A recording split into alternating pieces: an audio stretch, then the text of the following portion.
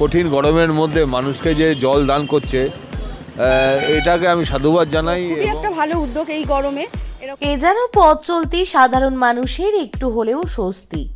শুধু কি পথ চলতি সাধারণ মানুষ, স্বস্তি পেয়েছেন ভ্যান চালক, বাস চালক, বাসের সাধারণ যাত্রীরাও।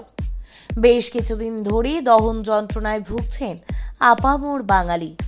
দেখা নেই বৃষ্টির, গরমে যেন হাঁসফাঁস করছেন 8 থেকে 80 সব বয়সের মানুষ। তবে রবিবার প্রচণ্ড এই গরমের মধ্যে হাবড়া প্রেস ক্লাবের পক্ষ থেকে যশোর রোডের পাশে জলছত্রের আয়োজন করা হয়। এদিন হাবড়া প্রেস ক্লাবের সকল সদস্যরা সকাল থেকে বিকেল পর্যন্ত পথ চলতি সাধারণ মানুষ থেকে শুরু করে গাড়ি চালক, বাসের সাধারণ যাত্রী এবং পুলিশ কর্মীদের হাতে তুলে দেন ঠান্ডা মিষ্টি পানীয় জল এবং সঙ্গে ছিল মিষ্টি। দিনভর আমাদের বঙ্গবাণী চ্যানেলের ক্যামেরায় ধরা পড়েছে সেই সব টুকরো মুহূর্তগুলো।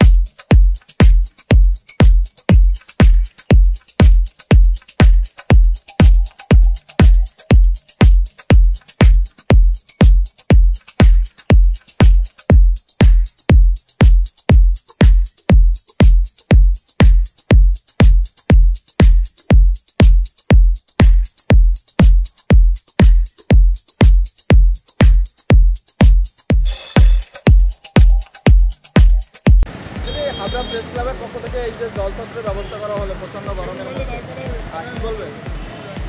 এটা তো একটা খুবই ভালো উদ্যোগ বলবো প্রেস ক্লাবের তরফ থেকে। কেন কি যে পরিমাণে গরম পড়েছে, জল আমরা অবশ্যই ক্যারি করি, কিন্তু সেই জলটা এতটা গরম হয়ে যায় যে পান করার উপযুক্ত থাকে না। তো খুবই একটা ভালো উদ্যোগ এই গরমে এরকম ঠান্ডা জল রাস্তায় এইভাবে, বিশেষ করে প্রেস ক্লাব যে উদ্যোগটা নিয়েছে, আমি তাকে অসংখ্য ধন্যবাদ জানাই ক্লাবকে। Thank you. সীমা ভৌমিক, এই হাবড়াতে।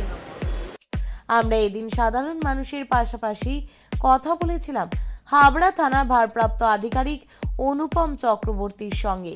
প্রচণ্ড এই গরমের মধ্যে হাবড়া প্রেস ক্লাবের পক্ষ থেকে একদম পথ চলতি সাধারণ মানুষের জন্য এখানে জলছত্র খোলা হয়েছে। আমার সহকর্মী বন্ধুকে দেখাতে বলবো, সকাল থেকেই হাবড়া প্রেস ক্লাবের সকল সদস্যরা তারা কিন্তু এখানে জলছত্রের ব্যবস্থা করেছেন এবং পথ চলতি ভ্যান চালক থেকে সাধারণ মানুষ যারা রয়েছেন তারা যেরকম এখানে জলছত্রে এখানে অনুষ্ঠানে এসেছেন, পাশাপাশি হাবড়া থানার ভারপ্রাপ্ত আধিকারিক তিনি আমাদের এখানে এসেছেন। দাদা, প্রেস ক্লাবের উদ্যোগে এই যে জলছত্র আয়োজন, আপনি এখানে এলেন, কি বলবেন? প্রেস ক্লাবের আমরা দেখেছি যে সাংবাদিক বন্ধুদের তারা যেরকম আমাদের সাথে মাঠে ঘাটে থাকে এবং সমস্ত সামাজিক যে কাজগুলো আছে তার সাথেও যুক্ত থাকে।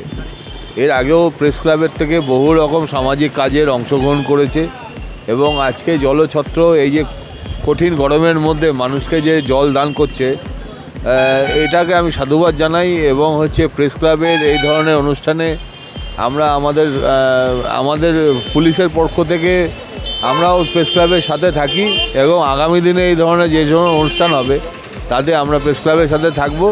সমস্ত সাংবাদিক বন্ধু তাদের যে বিভিন্ন কাজের মধ্যে তারা যে মানুষের জন্য ভেবেছে এবং তাদের জন্য যে তৃষ্ণা নিবারণের জন্য যে প্রচেষ্টা নিয়েছে তাকে আমি ধন্যবাদ জানাচ্ছি। একদমই কথা বললাম হাবড়া থানার ভারপ্রাপ্ত আধিকারিক, তিনি কিন্তু আমাদের এই জলছত্র এখানে এলেন এবং সাধারণ মানুষ যেরকম এই বিষয়টাকে সাধুবাদ জানিয়েছেন, পাশাপাশি এই পুলিশ আধিকারিক তিনিও সাধুবাদ জানিয়েছেন। সকাল থেকেই আমাদের এখানে সহকর্মী যারা রয়েছেন সকলেই কিন্তু তারা এই ঠান্ডা পানীয় জল সাধারণ মানুষের কাছে তুলে দিচ্ছেন। সহকর্মী বন্ধু টিটপ, একটু জানতে চাইবো এখনও পর্যন্ত কত মানুষের হাতে তুলে দেওয়া হয়েছে? এখনও পর্যন্ত আমরা প্রায় 3,000-এর উপর মানুষের হাতে জল তুলে দিয়েছি। পাশাপাশি একটা বার্তা দেবো প্রত্যেক সাধারণ মানুষ যারা এই মুহূর্তে বঙ্গবাণী দেখছেন, প্রত্যেককে বলবো আপনারা এই প্রচণ্ড গরমের হাত থেকে বাঁচতে নিজে সুস্থ থাকুন এবং অন্যকে সুস্থ রাখবার জন্য তাদেরকেও পরামর্শ দিন। আমরা যেমন জল দিচ্ছি সাধারণ মানুষকে, আপনারা আপনাদের সাধ্যমতো করে আপনাদের আশপাশে যাকেই দেখবেন তাকে সহযোগিতা করুন, একটু ঠান্ডা জল খাওয়ান। আর প্রত্যেককে বলবো অহেতুক বাড়ির বাইরে ঘোরাঘুরি না করে চিকিৎসকের পরামর্শ অনুযায়ী আপনারা খাবার খাবেন। পাশাপাশি বিশেষ প্রয়োজন ছাড়া কেউ বাড়ির বাইরে বেরোবেন না। আবহাওয়া দপ্তর যেমন বলছে বৃষ্টির সম্ভাবনা রয়েছে, কিন্তু এখনও প্রত্যেক জেলাতে সমস্ত জেলাতে এখনও বৃষ্টি হয়নি।